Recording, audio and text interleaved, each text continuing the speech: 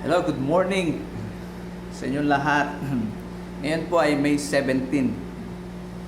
Exactly 2 months mula nang mag-declare ng community quarantine ang government noong March 17, 2020. Ito po ang term na naririnig natin palagi ngayon. This is the new normal. Ano ang new normal? Ito po yung wash your hands parati, wear a mask kung lalabas, maintain social distancing, and so on. So, yan na po yung new normal na ating kinakaharap. Pero during the community quarantine at saka ECQ, ako po'y madalas na pumunta ng NCCC. Siguro mga twice a week, pumupunta ko roon para mag-grocery. And once a week din ako na pumupunta sa Old Public Market. So nasanay po akong mag-grocery by walking. Noong May 1 na general quarantine, community quarantine na tayo. So May 5, pupunta kami mag-asawa sa second floor ng NCCC kasi bukas na po to, upang magpaayos ng relo ko. So, pinalitan lang ang battery at naayos naman agad. At medyo naglibot-libot kami doon sa second floor pagkatapos ito. Na bigla kong na-realize na wala akong desire na bumili ng mga damit sa department store that time. Konti pa lang yung mga tao that time nandun. Bakit kaya? Siguro dahil nasanay lang ako na bumili ng basic needs sa supermarket nung mga nakalipas na 1 month and a half. Nailagay sa mindset ko na yung mga importante lang or basic lang ang dapat bilhin. At dahil naapektuhan ang income natin this past 2 months, na-realize ko lang how important kung paano tayo gumastos ng pera natin. Ano ang ating batayan para sa the new normal situation ngayon? May na-send na post sa grupo nila Maricel na worth pondering. Basahin ko lang po ang ilan. Sabi nito na from a great advice from a businessman in Manila whom I know and respect, sabi nung nag-send.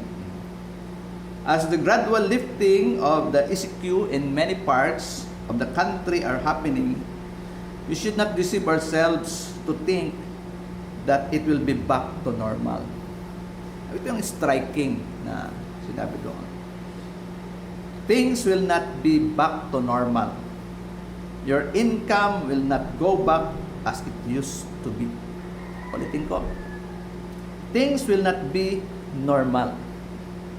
Your income will not go back as it used to be. Without the vaccine, things will get worse. So, ang pinopoint ng businessman na to, na habang walang vaccine, things will not be back in normal. And your dating income will not be back as it used to be. So, ang advice niya, so what we do financially. So, sa finances point of view po to. I don't know kung natanggap niyo na po yung ganito rin. So, I'll just mention a few. Sabi niya, pay all loans and credit cards if you can. This is to avoid interest payments. So, kung meron kang naka-credit card ka ngayon, as much as possible, pag may pera ka, bayaran mo kaagad on the time and due date. Or every month, kung nagkakarga siya, bayaran mo kaagad. I think the same also kung meron kang pawn shop. Kasi nagdodoble ang interest. Another, sabi dito, lower your family expenditures. Don't expect your income to go back as it was before very soon. Cut unnecessary expenses. Only buy what you need.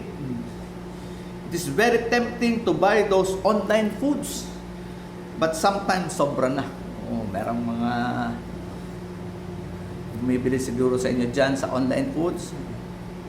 Kasi gusto rin nilang di-deliver lang, pero kung titignan mo talaga, napakamahal. Tapos konti lang. Another one, sabi dito, refrain from buying big ticket items like homes or cars. It can wait. So hindi ito time na magsipagbilihan ito. Another one, if you are an employee, sabi niya rito, love your job and work hard for your company.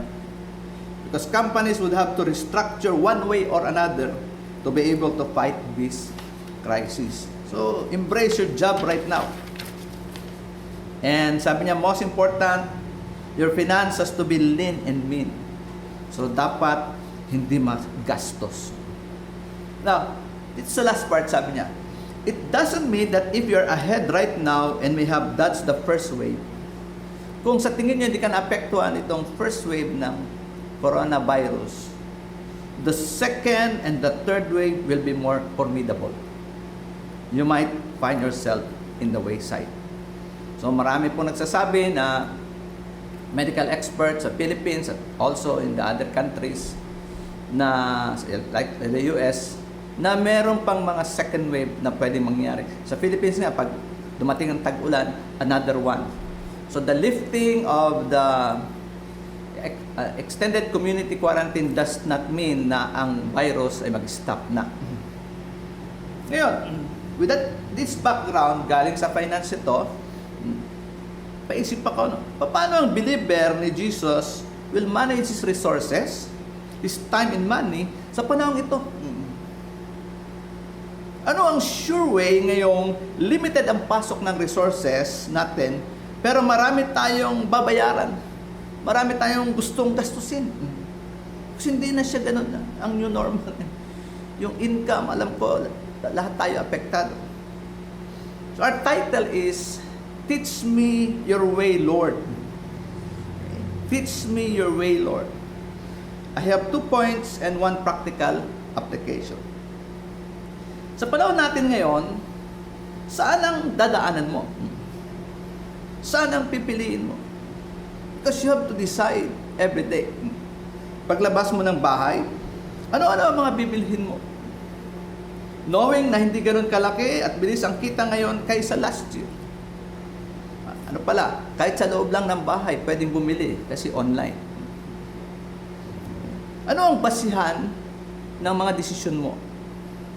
Siyempre, dapat ang proven, ang sigurado, the oldest way, the way of God. Hindi bago itong payo ng Panginoong Jesus. But this coronavirus pandemic opens our eyes to the importance of the Lord's words, His advice long ago, His warnings and truths. Ang daming verses sa Psalms at Old Testament na binibigkas ng believer, na ganito yung binibigkas ng believer sa Diyos. Teach me your way, Lord. So Psalms 25, teach me thy way, Lord, show me thy path. Maraming ganito sa Psalms, sa Isaiah, even doon kay Moses.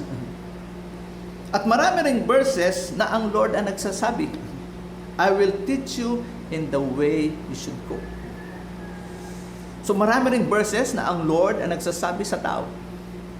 So normal sa mga tao na humingi ng direction from God. And it is also the nature of God to direct His people. Let's start in the New Testament. Our point number 1, enter the narrow gate and walk in the narrow way. Enter the narrow gate and walk in the narrow way or road. Ito makikita sa Matthew chapter 7, verse 13 and 14. Sabi dito, enter by the narrow gate, for wide is the gate and broad is the way that leads to destruction, and there are many who go in by it. Because narrow or small is the gate, and difficult is the way which leads to life, and there are few who find it. So there are 2 gates and 2 ways or roads. So yung gate may narrow, tsaka may wide or broad. So way naman, o road, meron ding narrow, which is the difficult way which leads to life, but only few finds it. And the broad way, or wide, is the way that leads to destruction, and there are many who go by it. Okay? There are two types of lifestyle, ibig sabihin dito. The easy, comfortable, popular life, which is the broad way, or the wide way. Ito po yung tinatawag natin worldly. Or the difficult life of self-denial. These ways are entered by two gates, a narrow gate of surrender, or a broad gate of self-sufficiency. Ito po ay galing kay Warsby na commentary. There are also, ibig sabihin ng two ways, there are the way to heaven, the narrow way, and the way to hell. Kung saan sa NLT ay nakasulat, wide is the highway to hell. The broad way is the easy way. It is the popular way. Sa Lord, the majority is not always right. Sa democracy, pwede yun. The fact that everybody does it is no proof that what they are doing is right. So the way of life is narrow. It is lonely and costly. We can walk on the broad way and keep our baggage of sin and worldliness. But if we enter the narrow way, we must give up those things. Let's focus only on the narrow road. Itong narrow road. Ito yung difficult is the way which leads to life, and few of finding. It is the way of life. The way of life is narrow, lonely, and costly. Nung itinuturo ito ni Jesus, hindi pa siya naipapako sa krus. At alam natin kung papaano ang naging obedience niya to the Father. He endured the suffering, the difficulty, the punishment, the lonely, and the costly death. Nung hindi mo na kayang dalhin ang buhay mo, He voluntarily picked up the road. He took the punishment on the cross for Himself. Namatay siya upang ikaw at ako ay magkaroon ng buhay. Whenever we look on Jesus on the cross, we have a model to follow in walking in the narrow road. Meron po tayong model na pwedeng sundin as we travel the narrow road. Sa prayer watch schedule ko, which is meron tayong assignment, di ba? Kapag na-play ko na yung song na I See Grace at the anthem, nandun lagi ang ginawa ni Jesus sa cross. Yung line na, when I look at the cross, I see. Sabi ng kanta, I see grace sealed by your sacrifice. So it's always the cross yung basihan. Doon sa the anthem, sabi doon, the power of sin is broken. Jesus overcame it all. He has won our freedom. Hallelujah. You have won the victory. So meron tayong model. And that model is Jesus Christ. Yung personal Bible study ko at Bible study mo, ang worship, prayer, and fasting, dependence to God, witnessing, ministry, our giving, ay pagpapakita ng pagsunod sa Diyos. Pero, paalala ko lang, sabi na rin to ng maraming pastor, walang power ang Bible kung hindi ito isa sa buhay. Walang saysay ang pagme-memorize at pagkaalam natin ng verses at story sa Bible kung hindi natin ito na isa sa buhay. Pwedeng alam mo siya, pero pag nandun ka na sa actual, hindi mo siya alam gawin. So walang power.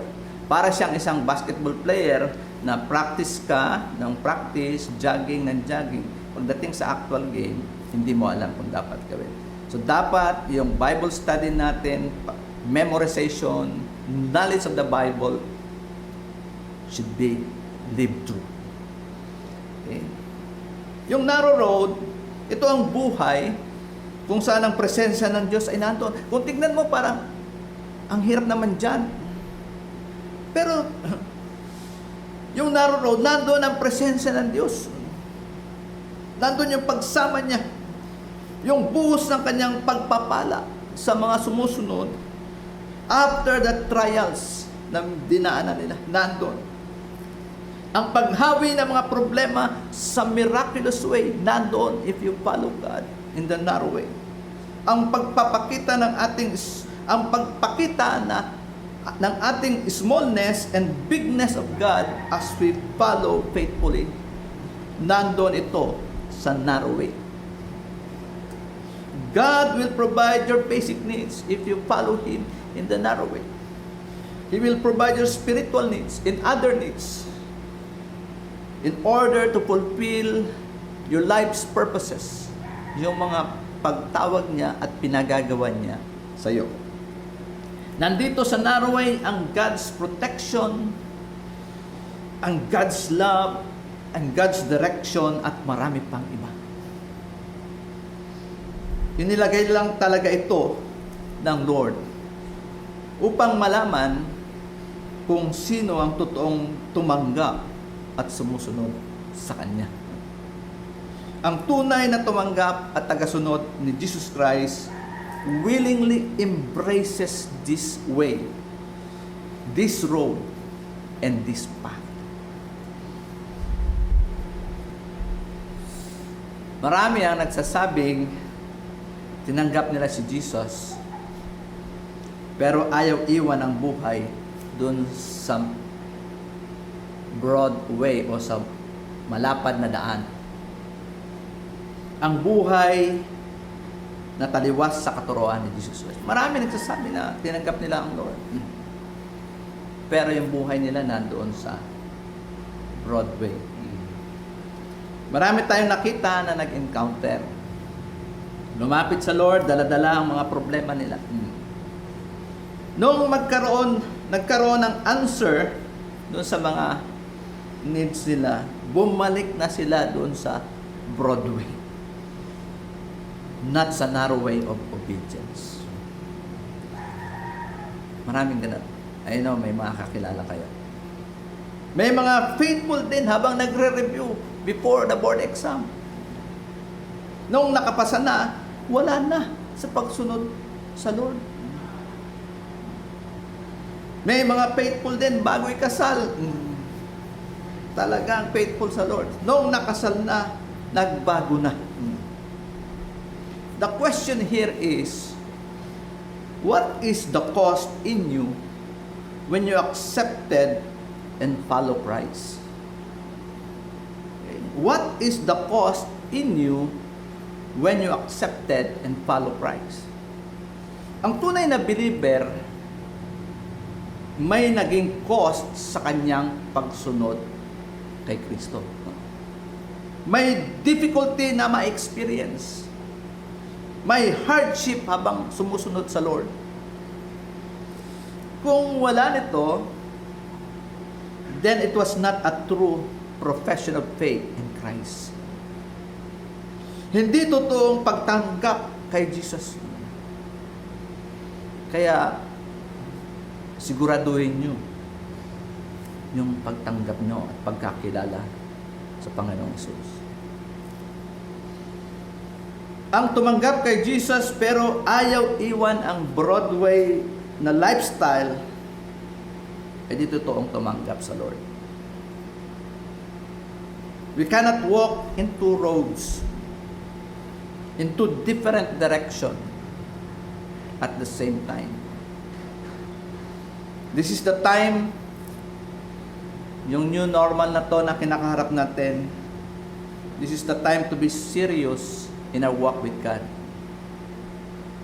The coronavirus is a warning ng Lord sa atin. Sabi sa Hebrews 12:12, huwag na tayong manlupaypay, palakasin ninyo ang inyong mga tuhod at kamay na nanghihina at ituwid ang lakad ng inyong mga paa para sa Lord. So this is the time to walk the narrow way na matagal nang sinasabi at tinuturo natin. So in asking God to teach us His way, number one, we have to enter the narrow gate and walk in the narrow road. This is a sure thing, sure ito, sa panahon noon at sa panahon natin. Number two, in the Old Testament, itong sinabi ng Lord kay Jeremiah, walk in the old path. Okay? Walk in the old path. Jeremiah 6:16. Yung background nito ay ganito. There is an impending invasion towards Jerusalem from the northern part, which is Babylon. God warned the tribe of Benjamin for war. Sabi niya, maghanda kayo. May invasion na mangyayari.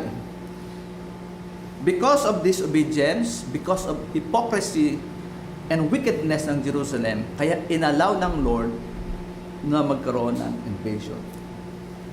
Pero, bago mangyari yon, ilang beses pa rin nag-warning ang Lord. Paulit-ulit kung ano ang mangyayari. Makikita niyo yun sa Jeremiah chapter 6 verse 10 to 15. So itong advice ng Panginoon through Jeremiah doon sa Israel. From verse 16 and 17. Sabi dito, thus says the Lord, stand in the ways and see. And ask for the old paths where the good way is, and walk in it. Then you will find rest for your souls. No, the phrase asking the old path is an image ng traveler na nawala doon sa kanyang dinadaanan. Usually sa Middle East, ano yun disyerto. So wala kang mga markers or markings. So asking the old path, na wala yung traveler, nag-stop siya, nag-inquire siya, ano ba yung tamang daan na dati nandoon ako sa niya, kaya lang naligaw. Ano naman yung old path? It is the way of God written in the Bible. So when you say, go back to the old path, go back to the basic teaching of God sa life, sa Christian living. Yan ang old path. Go back to the basic teaching of God sa buhay, sa Christian living. Sabi pa diyan sa verse, where the good way is. So the old path, where the good way is, ito po yung the way you use your money, tuturuan ka, your time, your effort, yung focus. This is proven na effective and successful. It's the way of God. And sabi niya sa verse, walk in it, and you will find rest for your souls. Okay? There's a promise in it. You can watch again Pastor Edmund Chan for deeper study yung ating pinanood ng prayer meeting last Wednesday. Pero alam nyo anong sagot ng mga Israelites? Diyan pa rin sa verse 16. But they said, we will not walk in it. We will not walk in it. Verse 17, sabi ng Lord, also I set watchmen, prophets, over you, saying, listen to the sound of the trumpet. These are the warnings, the advices. But they said, we will not listen. Grabe. Huwag nating tularan yung mga Israelites na ayaw makinig sa Diyos.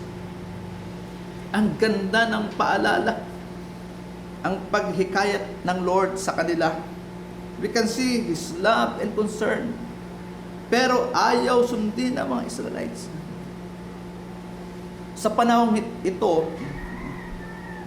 we need to follow the advice of God. Walk in the old path. So that's point 1, tsaka point 2. Now let's go sa application. Sa mga disciples ni Jesus, si Thomas ang noted na parang nagdududa. Kaya tinawag siyang Doubting Thomas.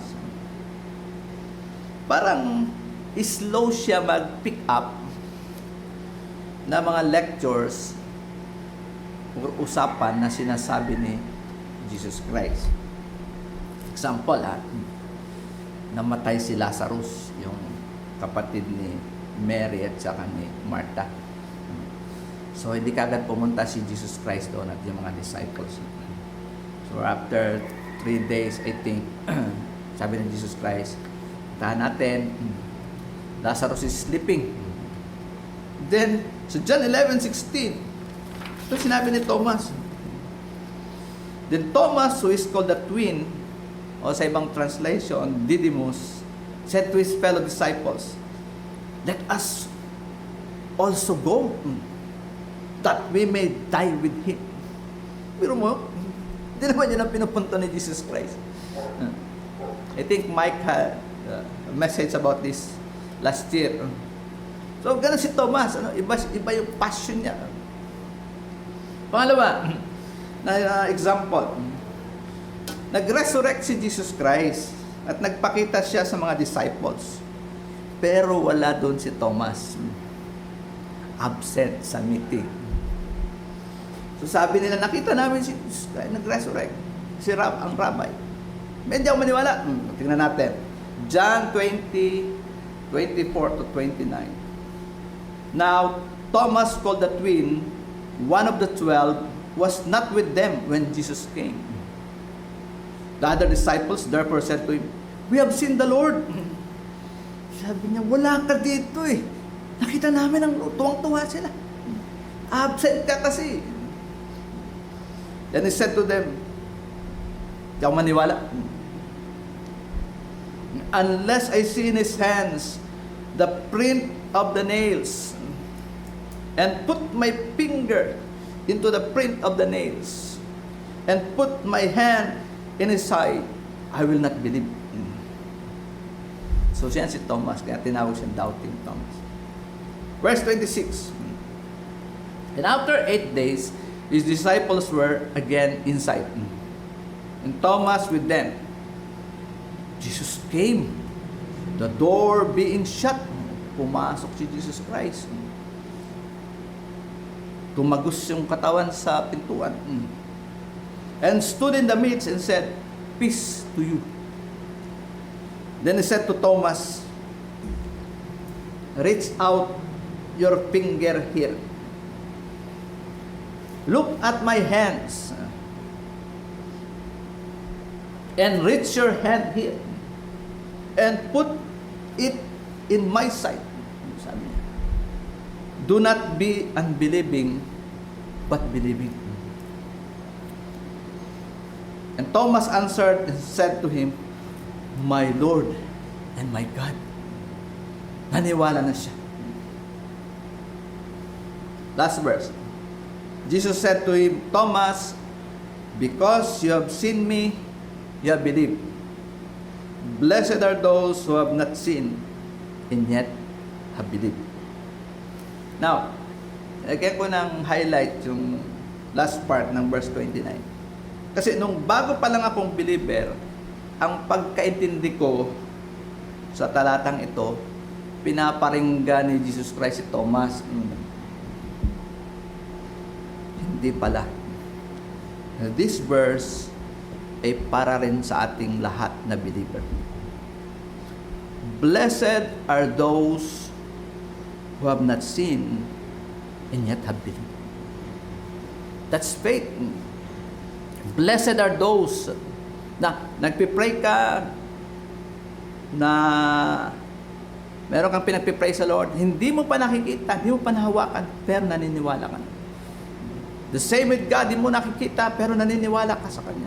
The same with the salvation na in-offer niya. Hindi mo nakikita, hindi mo, pero naniniwala ka. Mas mapalad ang mga tao. Ganon. Pero, tuloy ko, dapat tayo magpasalamat kay Thomas. Kasi, Napaka-honest niya. Pag hindi niya alam, nagtatanong siya kay Jesus. Pag hindi niya alam yung nag-usapan, tanong siya. Okay, yung title natin, yung topic natin, Teach Me Thy Way, Lord. Diba? Yun ang ating title. Si Thomas, hindi nahiyang magtanong. Kaya dapat nating tularan yung ugali niyang ito. Let's ask God. Sa English, ito ay naive or extremely simple and trusting.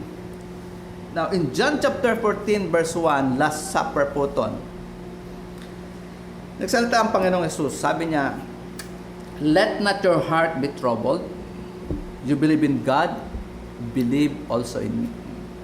In my Father's house are many mansions.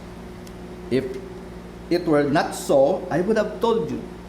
I go to prepare a place for you. Verse 3, if I go and prepare a place for you, I will come again and receive you to myself, that where I am, there you may be also. Verse 4, and where, sabi ni Jesus Christ, and where I go, you know, and the way you know. Pagdating ng verse 5, nagtanong si Thomas. Eto si Thomas sa kanya with all honesty. Thomas said to him, Lord, we do not know where you are going. And how can we know the way? Lord, hindi namin alam kung saan pupunta. At anong daan papunta doon? At ito ang sagot ni Jesus Christ, verse 6. Jesus said, I am the way, the truth, and the life. No one comes to the Father except through me. Dahil sa tanong ni Thomas, the classic important verse and truth was revealed by Jesus. Sabi ni Jesus, I am the way. I am the way to the Father in heaven. Mga kaibigan, gusto ko po kayong kumbinsihin. Strive to enter the way, which is ang Panginoong Jesus. Kilalanin mo si Jesus. Magsimula ito kung isurrender mo ang buong buhay mo sa Kanya. Invite mo siya na pumasok sa iyong buhay. Lord, kailangan kita.